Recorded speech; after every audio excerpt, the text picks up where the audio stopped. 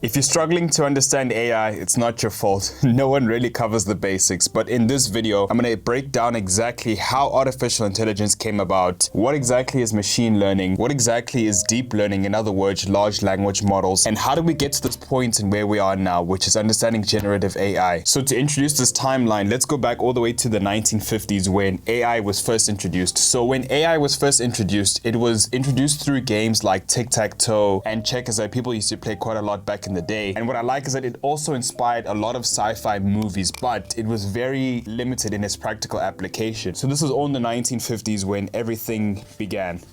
We then fast forward to the 1980s. This was really big because this is when machine learning was introduced, and it was introduced as a new approach to AI. And what I really like is that it didn't rely on like any hard coding. So machine learning basically uses statistics to draw patterns from data. And it also relied on humans to basically extract important features from these large data sets. And this can be seen in simple things like a linear regression. So in other words, trying to understand patterns and how patterns actually behave. And this was also a really huge era because of email spam. So back in the 1980s, people were getting their inboxes filled with lots of emails. And it was in this time where machine learning was introduced that people were able to categorize their emails through email spam. So that was a huge transformative era. Then we moved to the 2000s when big data was introduced.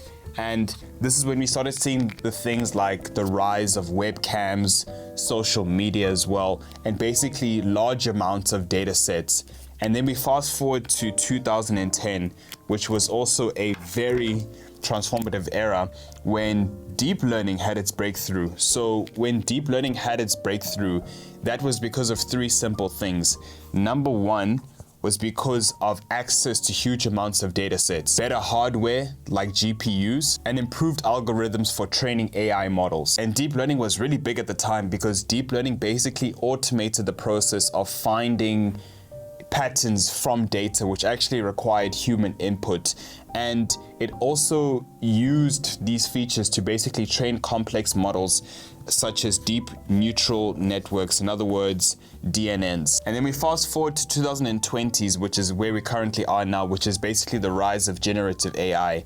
And generative AI is basically, it's taken over now. And this is where things like virtual assistants were basically introduced. Things like Siri and Alexa that we use every single day. Things like translation services. So when you are basically traveling to a different country, or let's say someone's speaking Mandarin to you and you want to translate exactly what they're saying in a transcoded or transcripted manner, it's these types of AIs that allow that process to take place. And the next section, of course, is understanding how exactly an AI workflow works, or in other words, a machine learning workflow.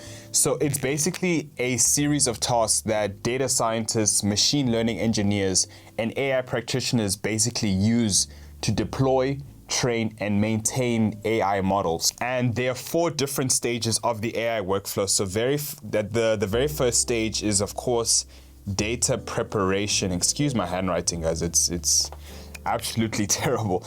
But the very first step is data preparation, and then we have model training, and then we've got model optimization, and the very last step is deployment and inference. So just to highlight, what are the four stages of an AI workflow? We've got data preparation, we've got model training, then we've got model optimization, and then of course deployment and inference. So let's go back to what data preparation involves. So to start off with the data preparation, this is when raw data is basically prepared and collected to test for an actual AI model. And the ranges of these data sets can range from a small to a very large data set. So in other words, we're talking billions of parameters. And the next step is, of course, the model training. And the model training is where the AI actually learns patterns and relationships from the previous labeled data in the data preparation phase. And it uses mathematical algorithms to basically understand and train the model correctly. And this is probably one of the most intensive periods of the whole entire AI workflow, because this is where scientists will go back and forth to try and ensure that these models are actually doing things properly. But there's lots of mixed approaches that they use that you guys can read about later on. And then we've got model optimization, which basically involves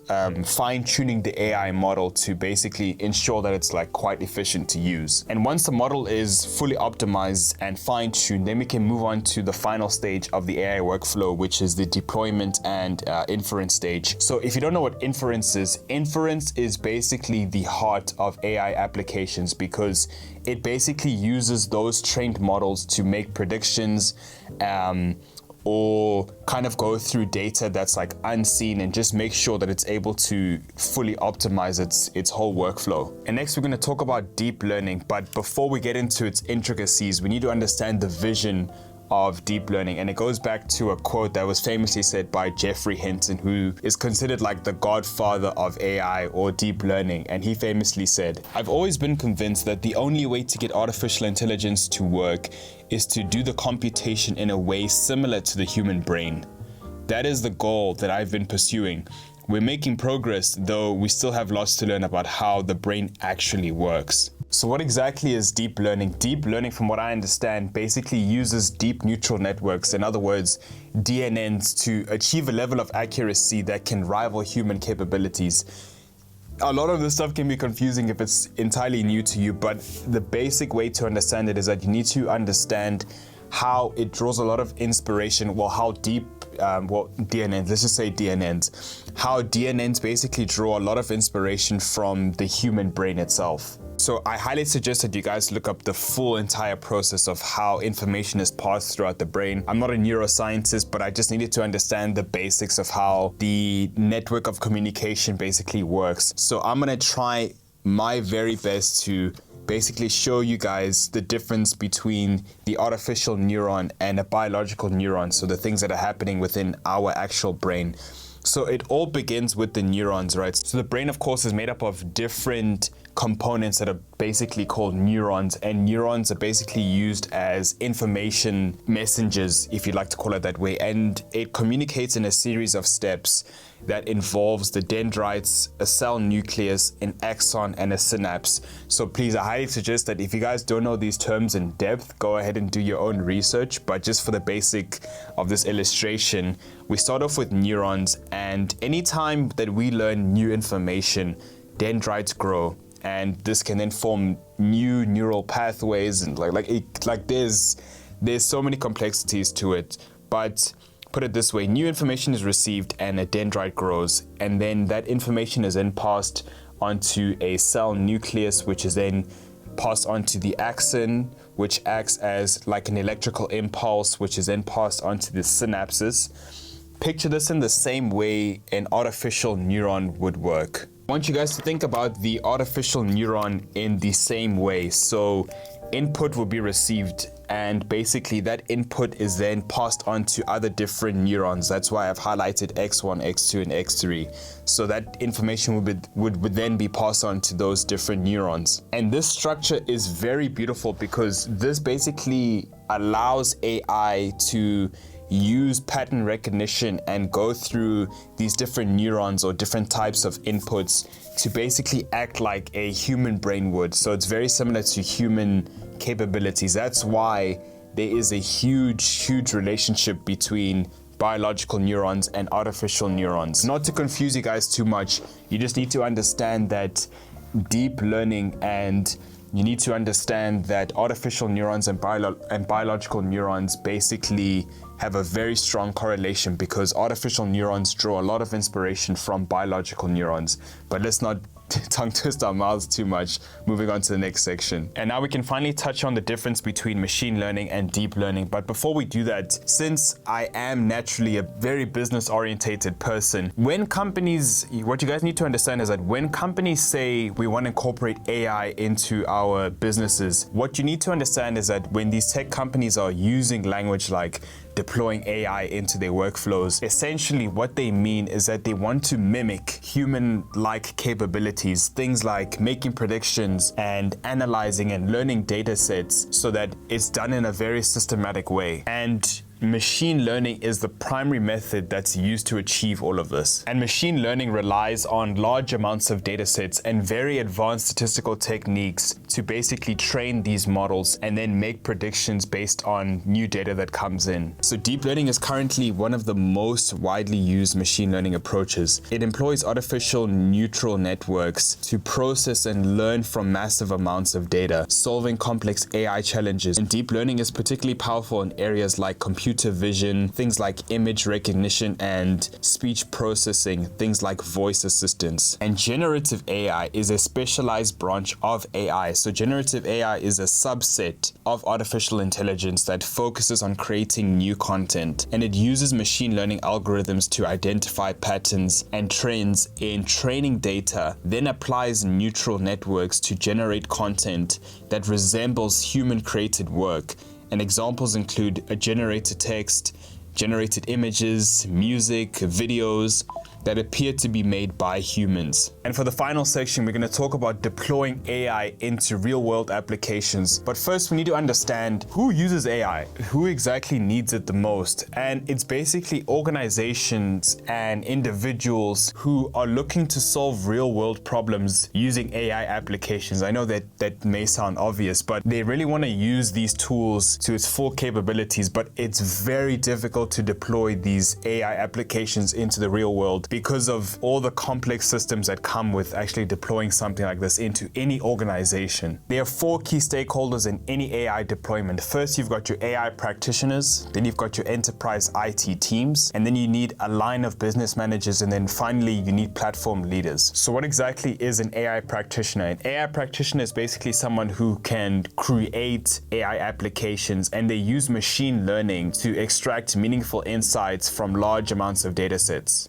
Enterprise IT teams, what exactly are they? So these teams basically manage the company's infrastructure, their data and application life cycles, and they often deal with older infrastructure and technical debt while trying to ensure that data centers can handle AI workflows efficiently. A line of business managers, these are just basically managers that want to see more models being deployed into production a lot sooner. And they focus on maximizing the return on investment by ensuring efficient utilization of infrastructure and resources. And platform leaders, these are just leaders that aim to accelerate the return on investment and deliver data-driven results from their AI investments, and they are constantly looking for the quickest way to achieve success with AI infrastructure. And whilst understanding the fundamentals are extremely important for any organization, deploying AI into any workflow is extremely difficult.